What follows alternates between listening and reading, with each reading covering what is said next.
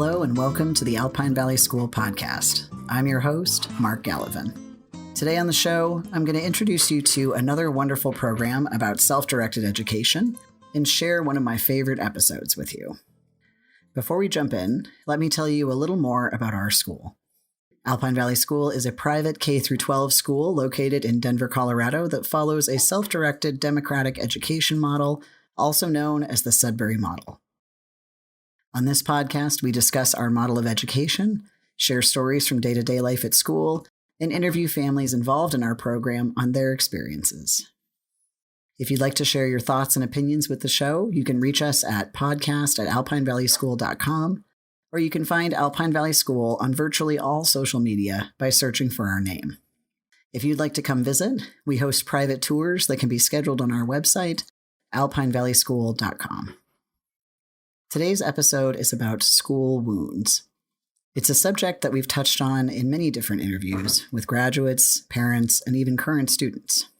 I've talked and thought a lot about the subject over my career at Alpine Valley School, but I've never heard it explained quite as well as Akilah S. Richards does on her own podcast.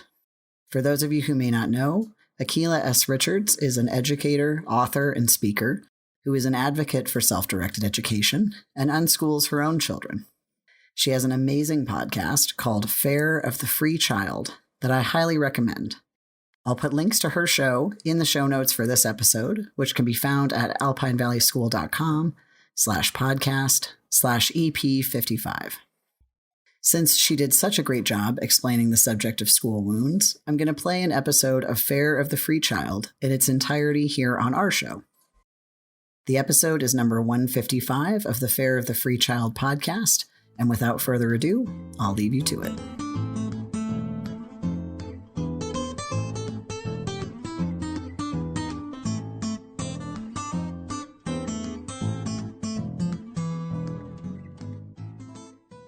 You can't keep using tools of oppression and expect to raise free people. Fire!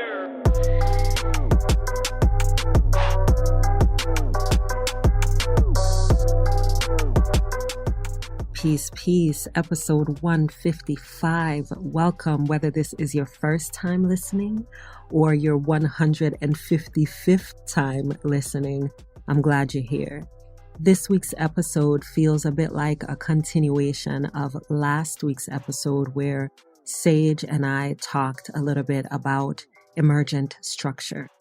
We addressed the question about whether unschoolers use curriculum and whether they do or don't, how do they structure their day? What does learning look like from a self-directed space? What's one example? Because it looks like many different things. But Sage offered us some examples in her own life, and we teased that out a little bit.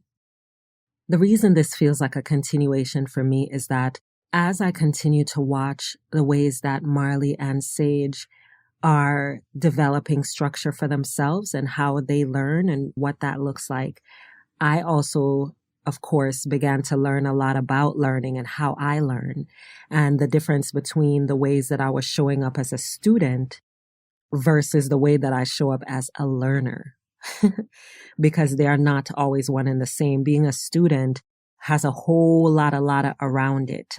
You're not just doing it for the purpose of focusing on your own educative journey. You are actually also performing inside of a system that rewards certain types of behaviors of students and punishes other types of behaviors.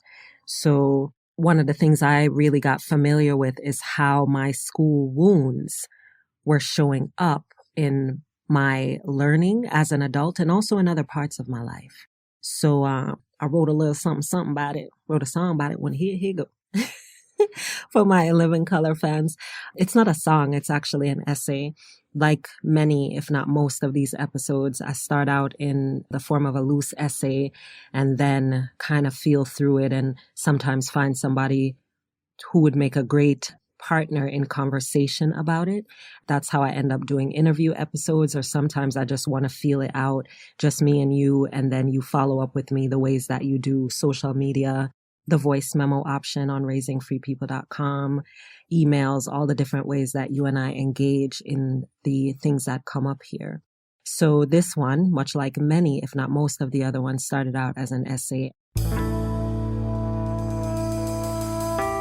School wounds are real and powerful, and doing the work of naming and facing and moving beyond them can really be a beautiful part of the deschooling journey.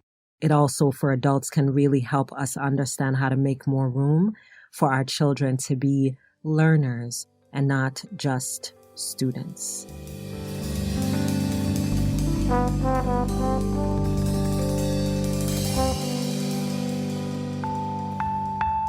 The person who can convince you that who you are could never be enough, that is a powerful somebody. In our society, it's not a somebody who wields that power, though. It's a system, and we have a 6-letter word for it: school. School in any city, in any town, in any country has its own culture. And there are, of course, many differences among schools across countries, but still, in many cities, towns, countries, the traits that are celebrated, pointed out, or get the most big up in schools are similar. So what are these traits? Bright-eyed, meaning you show up ready to learn. Showing up looks usually like enthusiasm so that teachers also feel enthused to teach you. Inquisitive, you ask questions often, but not too often. Assertively, but not too assertively, because if we go too far in, then it's considered rude. You smile often as a good student in school culture. You are easy to be around, and easy, by the way, is determined by the teacher. You speak well, and you speak the language that is easiest for the teacher to understand as well.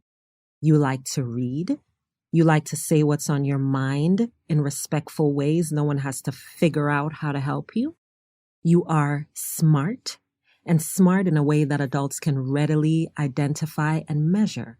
So a lot of smart is really about knowing what the people around you know or care about and being willing to display that you have that knowledge.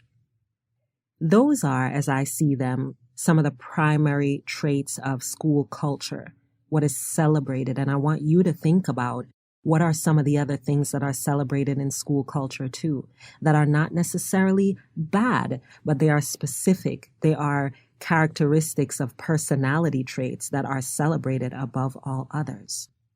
In episode 154 of this podcast, Sage, who is a 13-year-old unschooler and also my daughter, talked about her frustration with the ways that there is this allegedly measurable, observable, boxed-in idea of how learning happens, and that way is prioritized over an individual's personal process for understanding how they learn, for pursuing their interest and creating their own courses of study and their own schedules to a large extent without the pressure of needing to turn it into a job or something quantifiable to someone outside of themselves.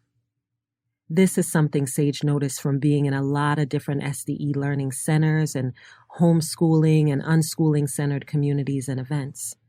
She's in a position as someone who travels with her family to be in community with other unschooling centers and collectives to hear the patterns of the types of questions and concerns that parents and other family tend to have when they allow children to self-direct their education. And I think that the focus on the measurable, the allegedly observable type of education box that most of us are confined to is just an indicator of the blade that causes school wounds. And that blade is competition. School culture says that we must raise children who can compete in the modern world for the limited supply of good jobs out there, right? And so competition, not collaboration, not community, not self-confidence, but superiority type ego and drive to be the one, to best the others and to shine. This is the focus. Competition is the blade that causes school wounds. I remember when Marley, our oldest daughter, was in kindergarten and realized that she was one of the few students who could read.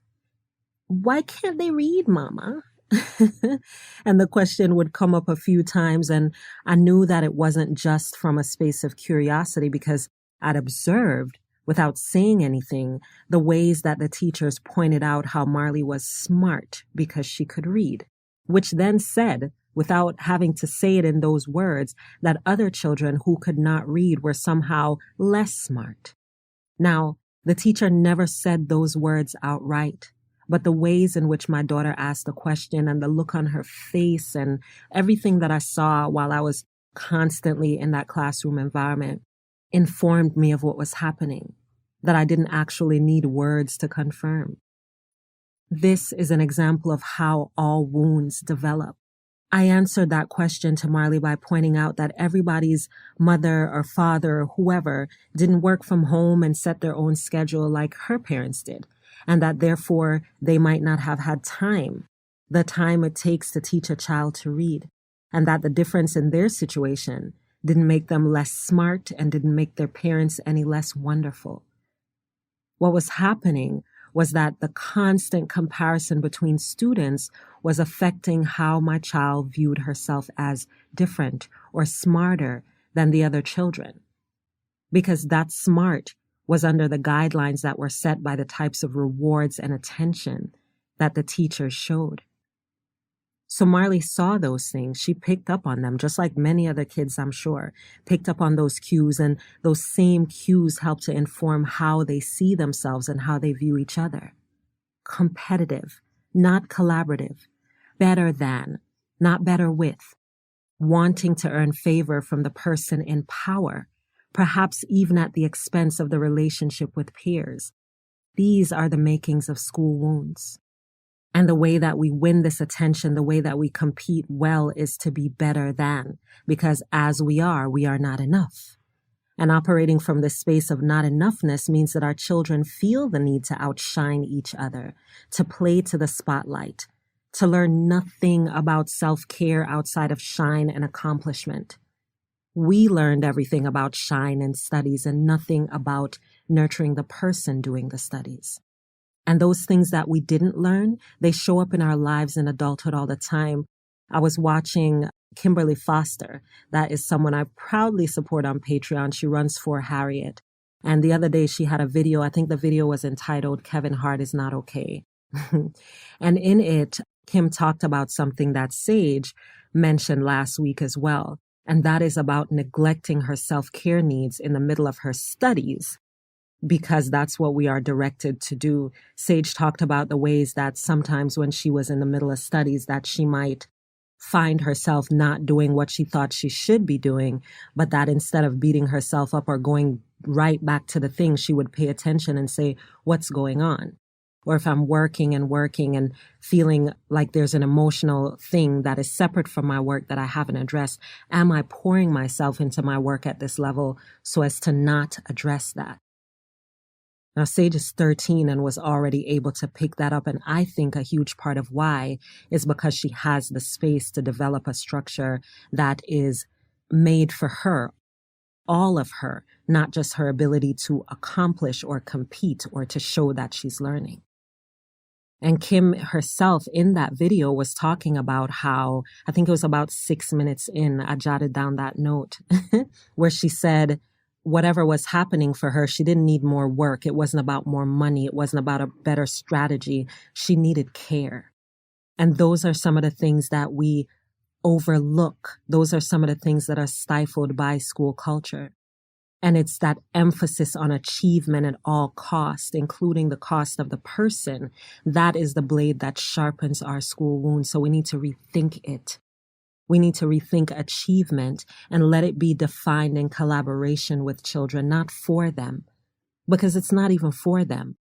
It's to feed the demands of systemic issues that cause us to think that the more we achieve, the more valuable we are.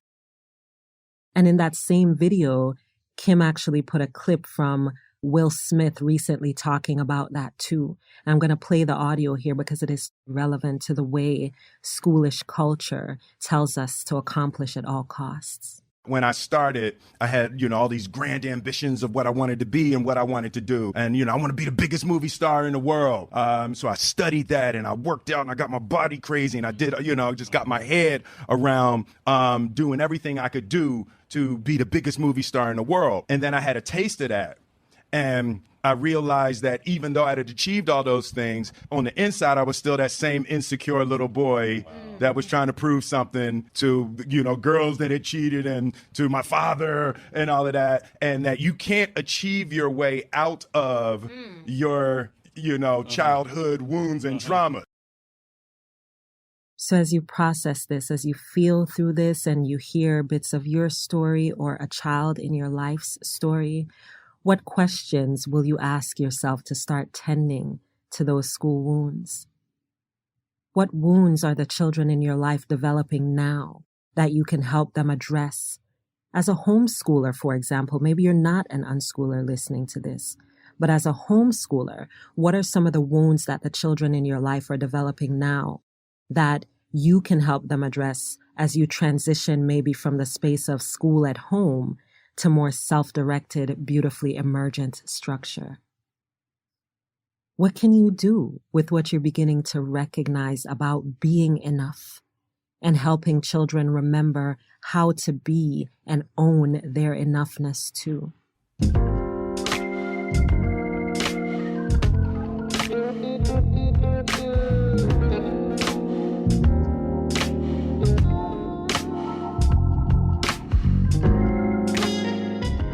RaisingFreePeople.com/155 show notes page for this week's episode.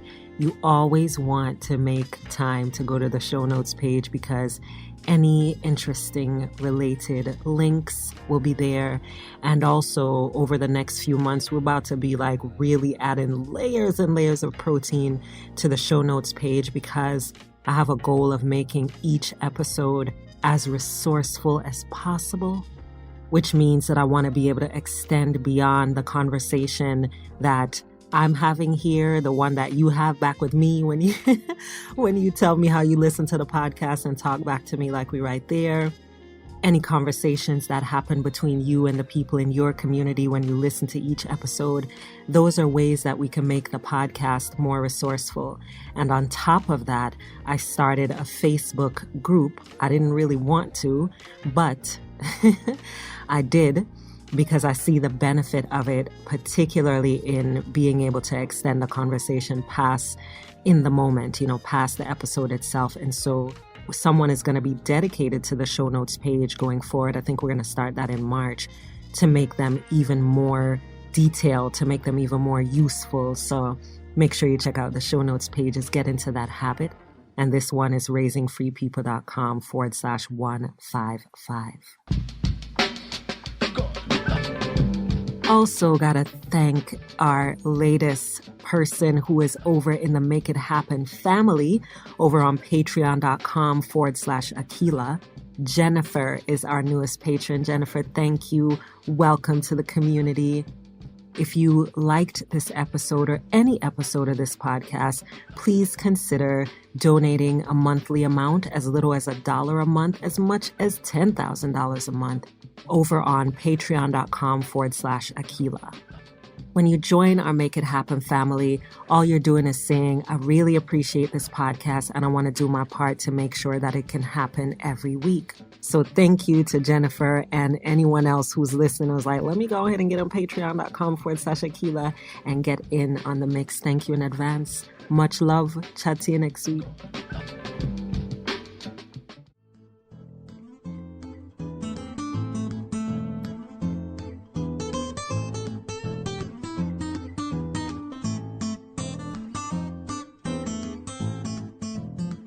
A big thank you to Akilah S. Richards for allowing me to share her podcast here. I really recommend you check out all of the episodes of Fare of the Free Child and subscribe so that you can get all the future ones as well. You can find out more about her show on the show notes page for this episode, which is located at alpinevalleySchool.com/podcast/EP55. If you have an idea for an episode, a question, a comment, please drop us a line at podcast@alpinevalleySchool.com or reach out to us on social media. I'm Mark Gallivan. This is the Alpine Valley School podcast, and we'll be back again soon with more stories of real learning for real life.